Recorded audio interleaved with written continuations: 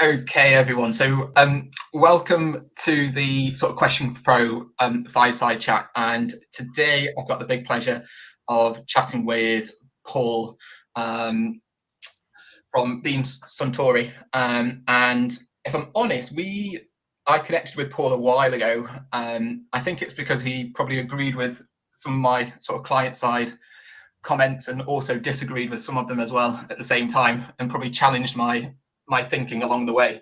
But today, what I thought we would do is just have a chat about the realities of client side research and also sort of agency side research. And sort of Paul and I have got sort of both sides of that fence, and hopefully it will be a really good sort of discussion. Like I put in my LinkedIn post, we have not prepped for this whatsoever. As you can tell, Paul's in his Christmas outfit, and I definitely did not get that memo whatsoever. But to kick things off, just a bit of a ego boost for Paul whilst he's with us. So Paul started agency side at Nielsen and Ipsos, but then gradually moved into the sort of client side world where he is today. So previously working at Ferrero, Diageo, and now obviously an insight director at Beam Suntory. Have I got that right, Paul? It's probably my first question. We missed a couple, but it's good enough. It's good enough. At least I've been around a bit is the summary. Good. Well, maybe we sort of start off. If I before I joined the webinar, I was thinking about one of my very first research projects as a SRE at an agency. And I put my sort of report together, and it was getting checked by my manager at the time. And this was for like one of our sort of tier one clients who were spending lots and lots of money. And I put some quite bold recommendations in the report because I thought, well, I'm this brand new junior research senior research exec. I really want to have an opinion about things. And my boss turned around to say, oh, can we just remove some of those sort of headlines and sort of cut down some of these points, because I know they won't like it, and essentially that won't help us to keep that account and sort of grow that account in the future. In your position now, what would you have thought about that in your shoes, thinking about the other side? Yeah. Ultimately, clients need their agencies to be bold and have an opinion. If you're not bold and you don't have an opinion, what the bloody hell am I paying you for? I might as well just ask AI to do it, or field and tab research, whatever. I'm a great believer that agencies need to be bold in their recommendations, bold in pushing back if the client's being unreasonable, but also that boldness needs to come from a position of credibility. The way you become credible enough to say, actually, Paul, this is what your business needs to do, is by spending the time getting to know the client's business. Where you can't be bold is where you don't really know anything about the industry and you put in a comment which you think is brilliant, but the client's going to go, nope, no, that's not going to happen. So be bold, but you have to earn the right to be bold. Yeah, no, valid. And do you think there's the big differences between, do you think there are those sort of stark differences between agency side and client side as a researcher? I often thought it was a different busy. It was the same workload, if not more, but it's just a different kind of busy as a researcher. Yeah, look, I mean, I always see us as part of the same family, agency and client, or part of the same project, but doing different parts. I mean, one of the things that always amazes agencies is actually when your research project is finished and you bounce onto the next project and the next one, we can still be working with that research for quite a long time. Just this week, I presented something to our bourbon brand team based in the States, based on research we did over a year ago, but it's still relevant. Whereas that agency has long gone into the distance and doing other things. As you say, about different kind of busy. Agencies are busy working on lots of different clients, trying to win new business. From my experience, one hell of a lot of internal unnecessary meetings as well, half the time. Clients, our equivalent of that is alignment meetings, stakeholder meetings, trying to get different parts of the business to buy into the research. One research report you might need to present 6 times because the marketing director needs to hear a different message from the sales director to the commercial director to the GM, etc., etc. So yeah, we're all busy. There can be a real naivety that agencies go, we emailed the client the questionnaire at 4 p.m. and he hasn't fed back yet. Yeah, because I'm doing something else. That's why, I wish I was sitting there in a bar with a martini at 4 p.m. In case my boss is listening, that's not ever happened. Are you sure? Yeah, no comment. I plead the fifth on that one. Okay, good stuff. And do you think, like that sort of stakeholder management, if someone's been working agency side all their life and they think, you know what, I really want to go client side, but I don't really know what life is client side. And probably the major learning curve I had was that sort of stakeholder management, because there's a lot more stakeholders than you think that you have to talk to. What would be some of your like top tips, I would say, as a brand new client side researcher to make sure that you hit the ground running? In that sort of regard. I think not being shy. I think the research industry is very guilty of somehow thinking we're lesser than our colleagues. I could do a whole hour on that. Realizing that we, in our own way, we are as important as the marketing teams, the sales teams, the supply chain teams, and we need to go to them as equals. So, when I started at Ferrero, and God, we're talking many years ago, many kilos ago, unfortunately, as well. Getting time with the sales director, don't be shy about it, book in meetings, get to know them. And then ultimately, the two big things, for me, the two biggest changes about being a client are, number one, you have to know all the types of research. You cannot just be a tracking guy or a volumetric testing guy or a sales data guy. You have to be able to do all of it. Mm-hmm. The inevitable result from that is you also have to be able to talk to sales teams in their language, marketing teams in their language, because I can't credibly go to my marketing director and give them advice on how they change their ad if I don't understand the advertising process as well as they do. So you become much more, like I would describe it as a business leader who happens to lead research projects or use research to get to answers than you do a market researcher. Don't you think that's super tricky to hire for, though? So if you're like hiring a team and you're looking at the cohort of people who apply for a role and you're looking not just for a researcher, but you're looking for that sort of business savvy type of individual, that's probably quite hard to find that sort of mix or blend of someone who knows everything about every sort of research methodology you need and approach, but also know the ins and outs of a business function. I think at junior levels, you don't expect that. When I joined Ferrero, 90% of what I'd done had been like concept, innovation, product testing. I didn't know really anything about advertising, marketing mix modeling, sales data, Kantar World Panel, all those things. Yeah. What you look for, and obviously you don't know the business, you haven't been in it. What you look for, I think, is number one, the people that within the realm of research that they do go the extra mile. So it's not just good enough for me to tell the client it's 46% top 2 box and then piss off. I really want to care about what that means to the business and how I land it. And then there's also just something you cannot teach. So I can teach you any methodology, or an agency can teach you any methodology. That's fine. What you cannot teach is intellectual curiosity, the desire to want to learn, to improve, to use insights in that way. Because not everyone in our industry looks at it like that. A lot of people in our industry look at insights as a project management task. We have to deliver a report at the process, which includes a brief, a proposal, questionnaire, and blah, blah, blah, blah, blah, blah. Whereas the people who tend to thrive best client side are the people who understand the importance of all those steps, but realize that none of it matters if your end deliverable doesn't change the business. Doesn't make the business do something it wouldn't have done otherwise.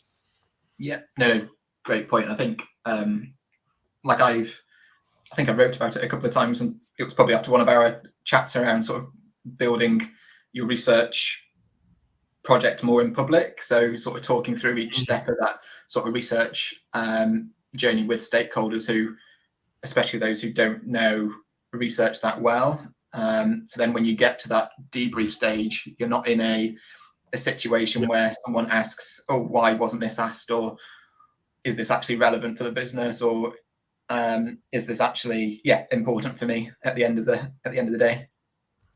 Yeah, I think I like the way you described that. I think there used to be a tendency for researchers to hide away in the back office. We have black box methodologies. We're these clever nerds who will occasionally come out and give you our report and then we'll piss off again. Absolutely, the best projects I've worked on actually, it works both ways. The best projects I've worked on are when the marketers involve you in the entire work stream beyond just the research part. So, if I'm just taking an innovation project, as an insight lead, I want to be involved in the initial scoping of the opportunity, the writing of the brief to the innovation agency, the tissue sessions where they come back with their initial ideas, the feedback on those ideas. What I don't want is just to be, hi, Paul, we've done this work. Here's some research. Can you get us some scores?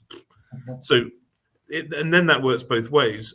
As you say, the process works better when, I've involved my colleagues in the research brief. I might not have involved them in the actual questionnaire design, but I've certainly ensured that their key questions are covered. Yeah. I've given them a heads up of the results so that we can talk through any data or, this isn't going to land well. Because the worst thing, and some agencies like to do it, and I hate it, is rabbit out of the hat research. You don't know what you're getting until you enter the room. I'm getting old, and that gives me an ulcer. The thought, and I can remember debriefs when I was younger, where the agency would refuse to share it with you. So you get to the room, and either your concept is absolutely bombed, or you just don't agree with the way they've interpreted the results, and that is the worst thing that can happen. That is, to quote the great Sir Alex Ferguson, squeaky bum time when that happens in a debrief. Well, hopefully you don't have too many of those opportunities anymore. Not as many anymore. And in terms of, so you did touch on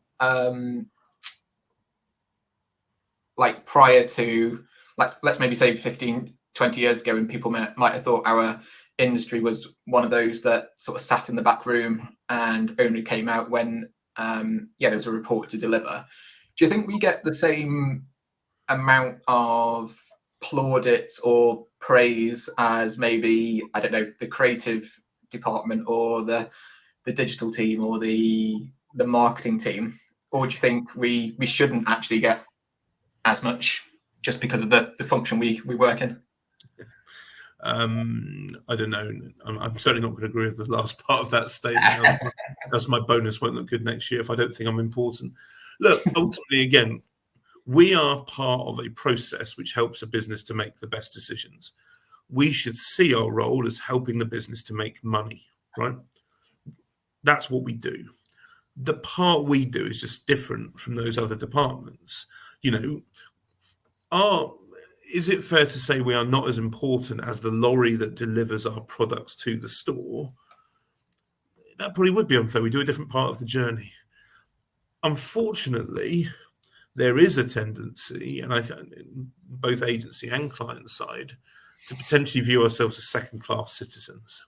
So, the creative agency comes in and you spend hundreds of thousands of pounds, and there are inevitably moments where what they present to you is way off brief. The creative's gone nut. The creative's got their own idea in their head, and they've developed something which might be beautiful artistically, but just isn't right for your brand. The care and love and affection that the client gives that feedback with is very different from the research agency, who they'll come in, they probably won't even get offered a cup of tea and biscuits.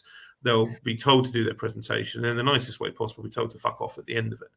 Yeah. That is because research agencies have allowed themselves, and I've been part of the world as well, we risk allowing our industry to be commoditized. There are great technological advances, agile research tools. I'm a big fan of them as well for the right use. AI and things like that, online focus groups, online qual more generally. Yeah. By selling all of those things, what we are saying is that you don't need the human brain power. And the risk is the trajectory of the industry becomes less and less about human insight and more about tech. If you went to your creative agency and said, why don't you get rid of your creative? I think generative AI could do the job just as well. Could you imagine? Or you go to your creative agency and say, I know you say it takes 4 weeks, but I want you to do it in 1 week at half the price. They tell you where to stick it. I've always said we need to be a little bit more confident in the value that we add, and that involves pushing back to clients as well. Yeah, no. And how do you think agencies can help you with that more? So if like you're going through budget seasons, you know what you would love to do in like 2020, 2024 and beyond. But for your team to get the red carpet out internally, you also need partners and agencies probably to help with that as well. What, like, not just where you are now, but maybe like prior roles, what do you think agencies lack to help you get the red carpet out, if anything? When it works really well, it's because the agency and the client have been part of the same team and we all deliver together, and it feels great. When it doesn't work quite as well is when I'm opening the door for the agency to come in and present their work. So what works better is when number one, it's very collaborative, so we're all aligned on it. Number two is thinking about how we deliver insights. Now, I'm old and I'm coming up to my 20-year anniversary in this industry, which I don't know whether to celebrate or cry sometimes. I thought I'd be retired by now, Jake. You should be soon, don't worry. Well, I'm not that old, you cheeky. Anyway, but the point being, when I started, there was a huge conversation about the need to make our deliverables better and snappier and move away from PowerPoint. 20 years later, the decks might be slightly shorter. They might have a slightly snazzier logo, but all of the delivery is still dry. We live in and we were talking about TikTok just before joining this live stream. We live in a world where content is delivered in short form, engaging content. And here's the research team with 100 slides to take you through. Like, if we want to be treated as well as some of those creative agencies who will come in with snazzy videos, beautiful outputs, we need to start delivering those rather than, the 100 slider. And obviously not every client's like that. Some clients still want every bit of data cut by everything. That's fine. Every client's different. But think about different ways of delivering the truth is the way I look at it. So here's my bold question then. Would you ever, in maybe 5-10 years time, would you ever see a content creator part of a research team?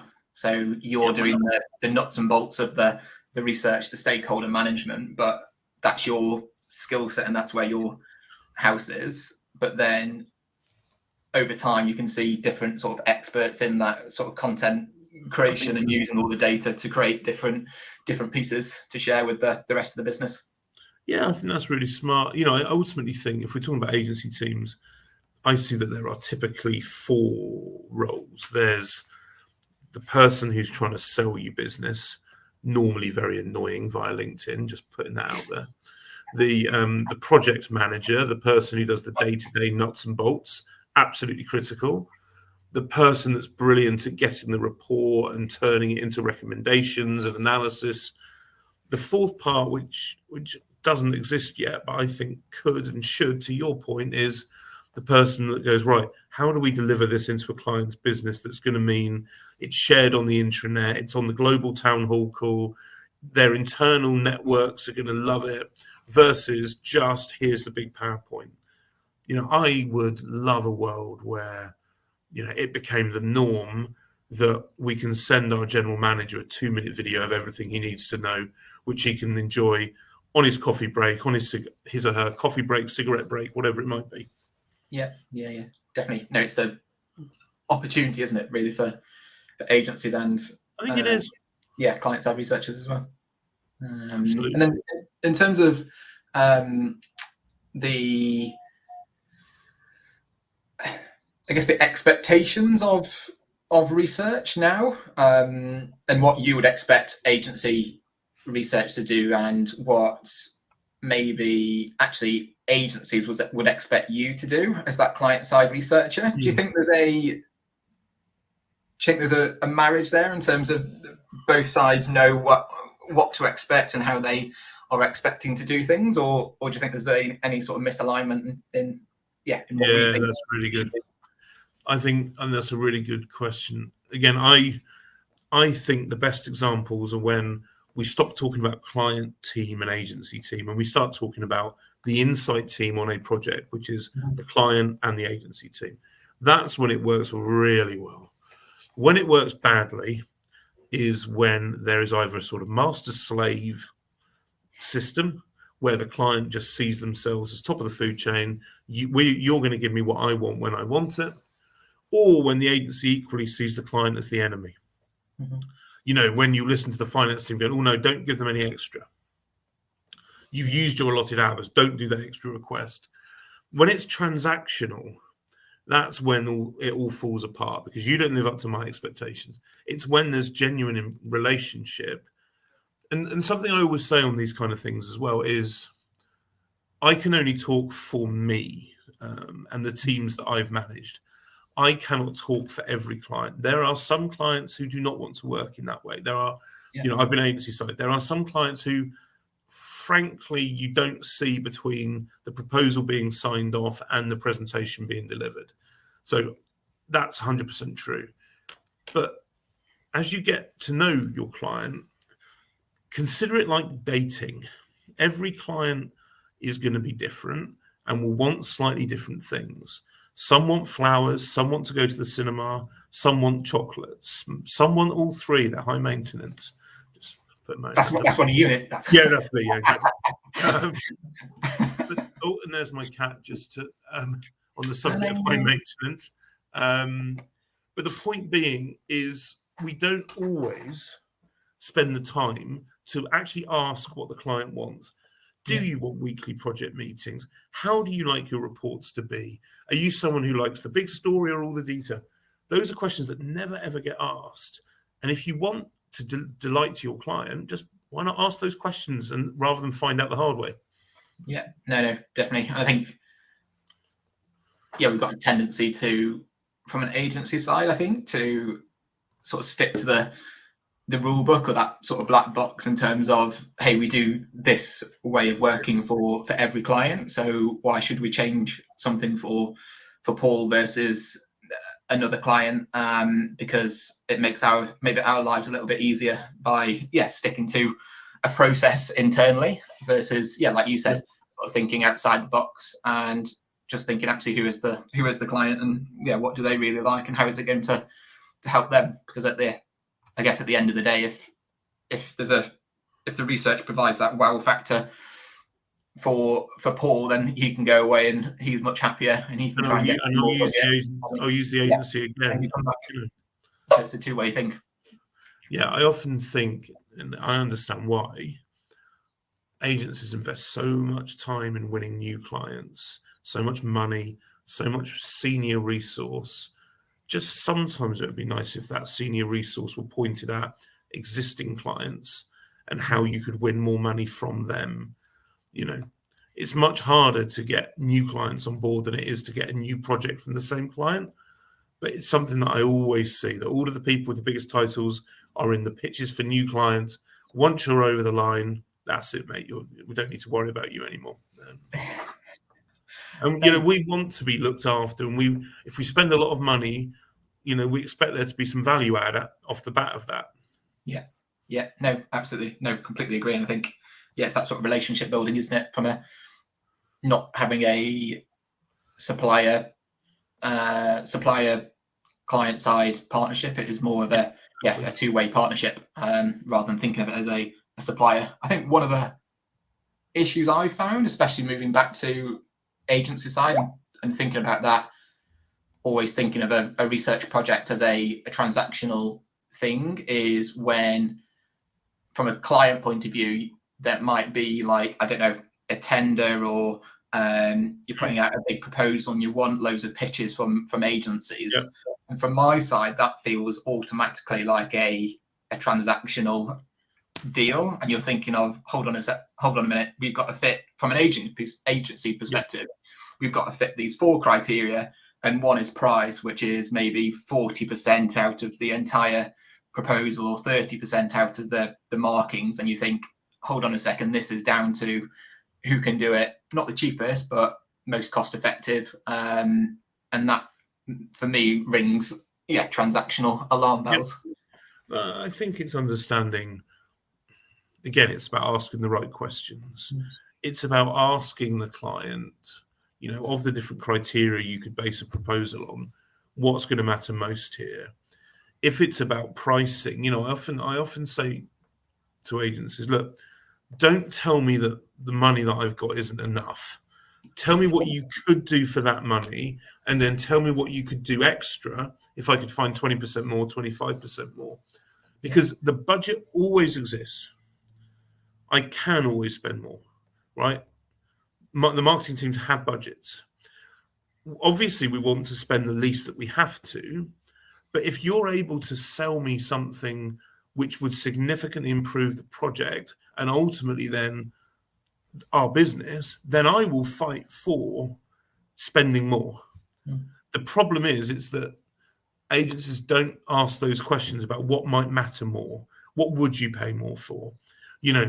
Yes, we can do it like this, but if we apply this to it, then unfortunately, as you say, it can be a little bit like, well, here's our rate card. This is the cheapest we can do. Bye. Yeah. I think it's all about asking questions. Again, let's go back to the dating analogy, which is risky, which is choppy waters, I appreciate. But, as you're getting to know someone, you start to ask some questions. What do they like? What don't they like? What are their life values? And ultimately, a client agency is a little bit like that. You need to know each other. You need to know what matters. There will be some clients who it's only about price, and that's okay. Then it's the agency's choice to decide whether or not you want to be involved in that race to the bottom. Yeah. There are other clients who are much more wowed by big base sizes and are very methodologically robust. Find that out.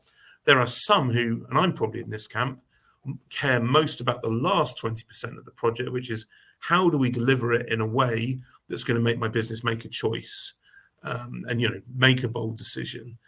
Just ask those questions, find out. And there's the pool recommendations for any agency who's going to be pitching to you next. So you've got probably about 10 LinkedIn messages now from new business development directors saying, hey, we need to chat about all things Paul and how to... One thing I would say, conscious about to run out of time, is for any agency who doesn't, when they approach me, give me something useful about my industry or my business, and just says my CEO is in town for 5 minutes, or I've got this fantastic new methodology, delete, and I'm not even going to answer it these days because I've got so many. Again, if you want me to put in my effort, invest time in me. Tell me about the world of spirits and how you can help me in it. Yeah. Then I might answer. There'll be a few LinkedIn people now changing their message to that, I'm sure. But it's a different auto message back to you now. Yeah. So probably my last question before we wrap up is one of those usual sort of prediction questions, I guess, in terms of where do you, like next year or even beyond that, where do you see our sort of industry next year, and maybe the technology we use, or just generally, how we operate? Do you see any sort of key differences that we'll see? Well, look, all the economic indicators in most markets suggest that next year is going to be tough, right? So budgets are not going up, budgets are going down.